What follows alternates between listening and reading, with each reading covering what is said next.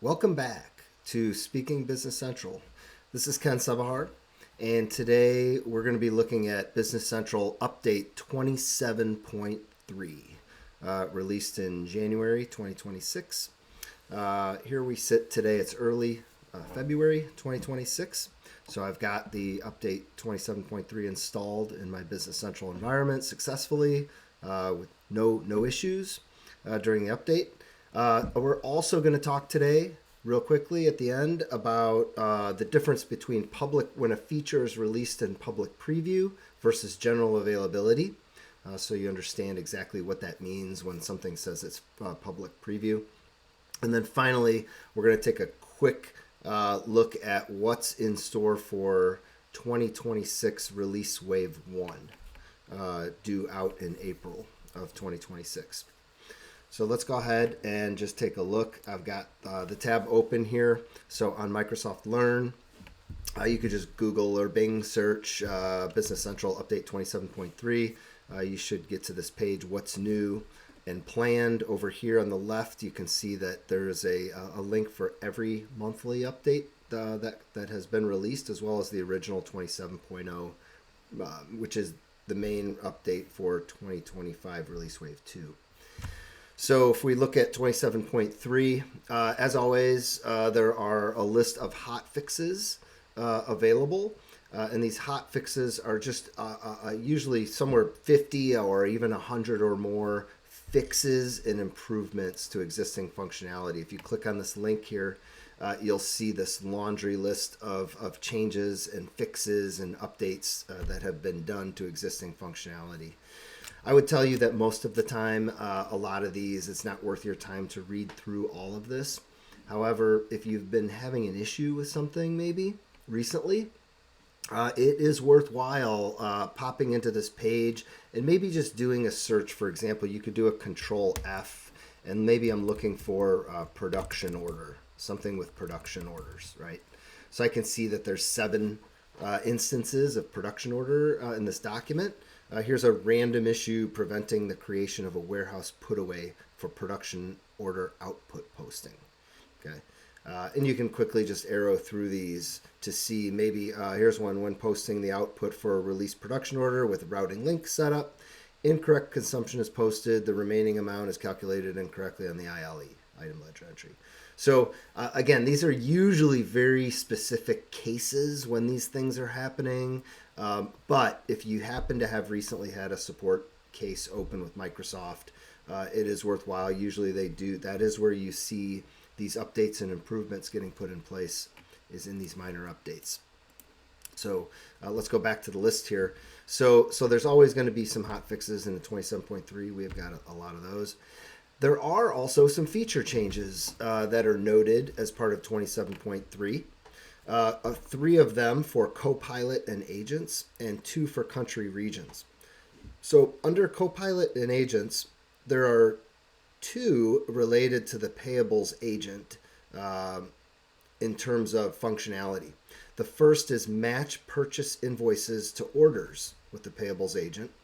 The second is prioritize invoice draft changes using payables agent confidence level. Now, what you'll notice about these 2 are these 2 features are only public preview.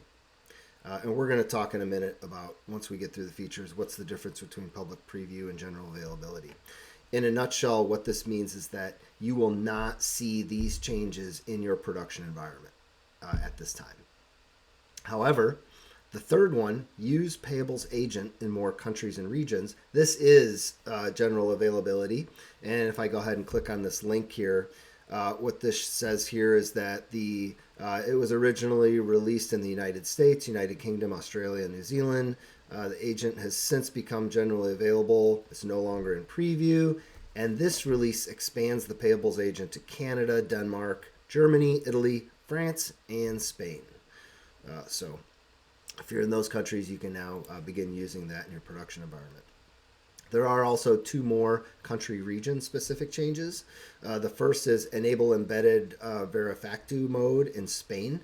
Verifactu is a regulatory reporting requirement system in Spain. So obviously if you're in Spain, check that out. Otherwise, probably not relevant for you. The second one is print IRS 1099 form copies in bulk in the U.S. This obviously also only relates if you're in the United States.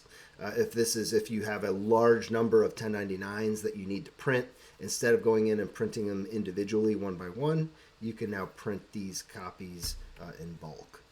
So that is the list of new features that are available.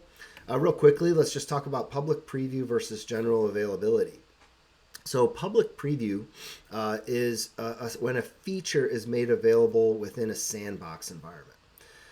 So Microsoft will state if you're, there is a page out here, by the way, it's called Prepare for Major Updates with Preview Environments.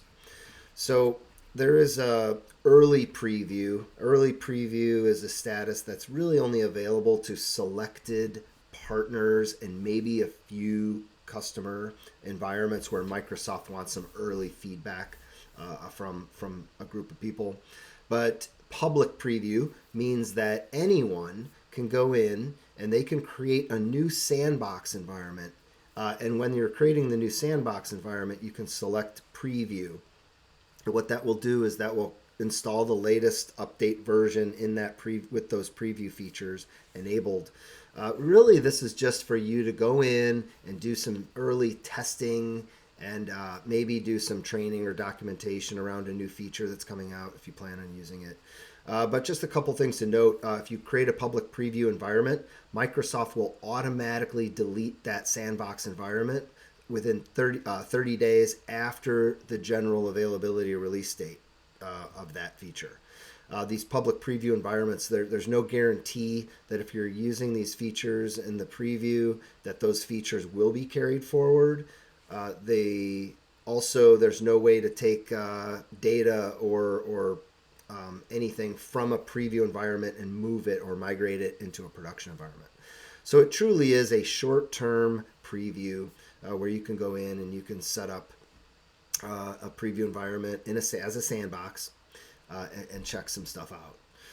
And then whereas general availability means that when you upgrade to that version, that new update release, you will have those new features available. Just one note, remember there is a thing called feature management. So it is possible that some features may only become available in your environment once you've gone into feature management and enabled it. Most features don't go through that process, but there are a few that do go through that. So just keep that in mind. And then the last thing for today is 2026 Release Wave 1 coming out in April. And here we are, early February. I thought I would do some research and maybe have a little bit more to share with everyone today about that. But I went out there and lo and behold, I could not find anything. I went out and if you go under the release schedule here page on Microsoft Learn, what you'll see is there are a list of key dates for the 2026 Release Wave 1. And the release plans become available on March 18th, 2026. And that's the first time that we out here in the Microsoft Business Central world, regular users and so forth, can see what's upcoming in the next release. And you'll see this is March 18th, 2026, cutting it pretty close to the April 1st release date. It's only 13 days beforehand. However, usually the new release isn't applied to your environment on April 1st. It's actually typically towards the second half of April. And also you can schedule it out into May or even June if you want to give yourself some more time. So we'll be back here next month talking about 27.4 in early March. We probably won't yet have those release plans available to talk about then either. But this is 27.3. I hope this helps. Thanks for tuning in, and we will see you